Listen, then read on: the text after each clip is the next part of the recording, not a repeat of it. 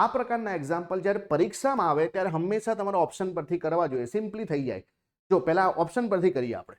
અહીંયા શું લખ્યું છે કે એક સંખ્યાના 8 ગણામાંથી 10 બાદ કરતા મળતું પરિણામ તે સંખ્યાના 5 ગણા કરતા 8 વધારે છે.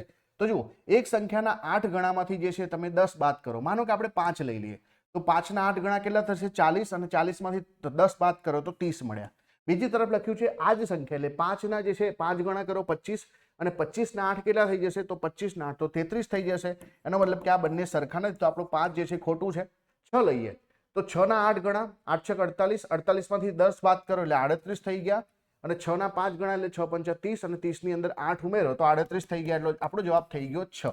પણ આપણે હવે સંખ્યા ને ઇક્વેશનથી પણ કરી શકીએ. માનો કે કોઈ સંખ્યા x છે, એના 8 ગણામાંથી 10 બાદ કરીએ તો મળતું પરિણામ આ જ સંખ્યાના 5 ગણા કરતા 8 વધારે છે. તો 8 ને જે છે 5 જશે તો 3 થઈ જશે, અને આ 10 આ બાજુ તરફ તો 18 થઈ જશે, તો x બરાબર 6. તો આવી રીતે પણ કેલ્ક્યુલેશન કરી શકાય, ઓપ્શનથી પણ કરી શકાય, જે રીતે આવડે એ રીતે કરી શકાય.